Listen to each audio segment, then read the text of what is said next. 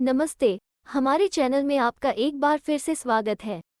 क्या आप जानते हैं कि ऑस्ट्रेलिया में परमानेंटली टेम्पररी माइग्रेंट्स का अस्तित्व देश की आबादी का एक ज़रूरी हिस्सा है।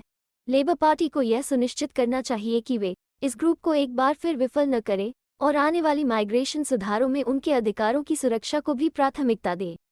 ज़्यादा जानकारी के लिए हमारे साथ बने रहें और इस वीडियो को लाइक, शेयर और सब्सक्राइब करके हमारे चैनल को सपोर्ट ज़रूर करें। हाल ही में अल्बनीज़ सरकार को 200 पन्नों की एक व्यापक रिपोर्ट मिली है, जिसमें माइग्रेशन सिस्टम की खामियों को सावधानी से डिटेल में उजागर किया गया है। रिपोर्ट ने संदेह के लिए कोई जगह नहीं छोड़ी, सिस्टम के जरूरी पहलुओं को न बदलने वाली टूटी हुई के रूप में कैटेगराइज किया और महत्वपूर्ण सुधार की मांग की, जिसे मामूली एडजस्टमेंट्स और कुछ बदलावों के जरिए नहीं पाया जा सकता है। रिपोर्ट का एक जरूरी फोकस लगभग 90,000 परमानेंटली टेम्पररी माइग्रेंट्स का अनिश्चित स्टेटस था, जो परमानेंट रेजिडेंसी के साफ रास्ते के बिना 5 या ज्यादा सालों से ऑस्ट्रेलिया में रह रहे हैं, जिसकी वजह से ये लोग एम्प्लॉयर्स और जमींदारों द्वारा शोषण के शिकार रहते हैं।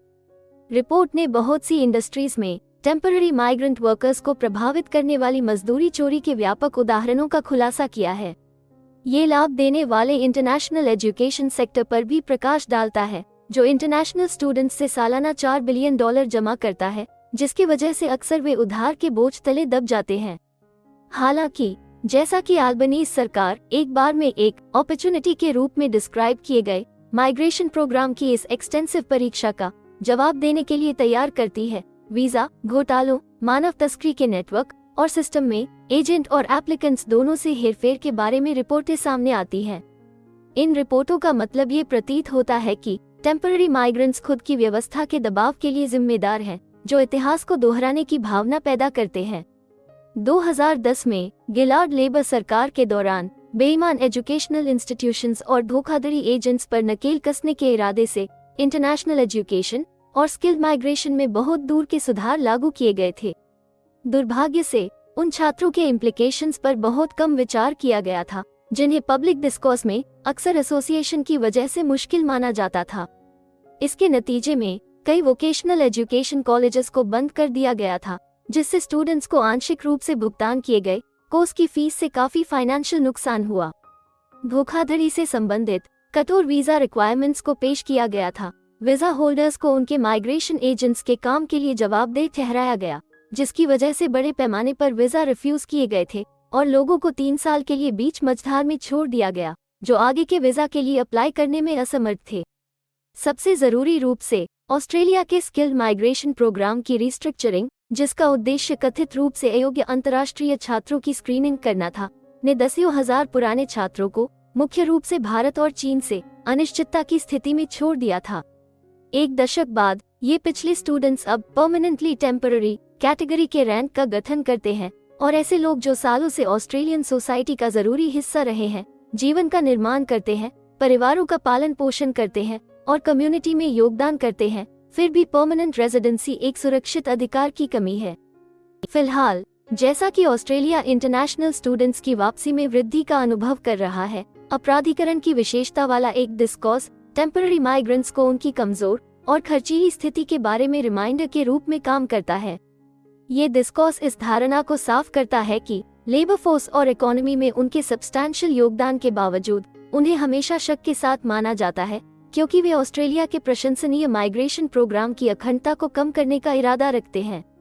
फिर भी टेम्पररी माइग्रेंट्स केवल नेशनल बैलेंस शीट पर आंकड़े नहीं हैं, न ही वे निष्क्रिय पीड़ित हैं जिन्हें सांसदों को अपने जीवन की जिम्मेदारी लेने की जरूरत है। वे ऐसे लोग हैं जो उनकी कम्युनिटी में एक जरूरी भूमिका निभाते हैं।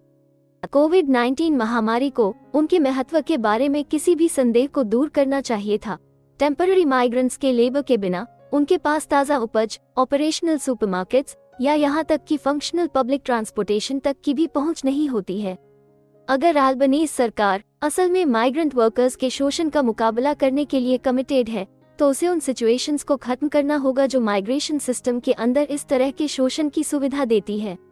उन्हें वीजा कंडीशंस के सख्त एनफोर्समेंट को संबोधित करना चाहिए, जो लोगों को उनके एम्प्लॉयर्स से जबरन वसूली और धमकियों के प्रति तेज बनाता है। वर्कप्लेस के कानून के उल्लंघन के खिलाफ कार्रवाई करने वाले वीजा होल्डर्स के लिए सुरक्षा शुरू की जानी चाहिए।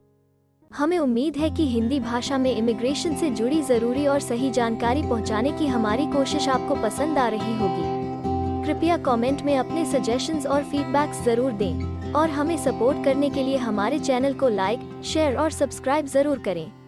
और हाँ, बेल आइकॉन को दबाना मत भूलिएगा। अपना कीमती समय देने के लिए धन्यवाद। एक और वीडियो के साथ आपसे फिर मुलाकात होगी। अगर आपको किसी और मदद की ज़रूरत है या फिर आप अपने विदेश जाने के सपने के लिए किसी भी चीज़ में पूछताछ करना चाहते हैं, तो आप हमारी रजिस्टर्ड माइग्रेशन कंसल्टेंट्स की टीम के साथ एक एक्सपर्ट काउंसलिंग सेशन बुक कर सकते हैं।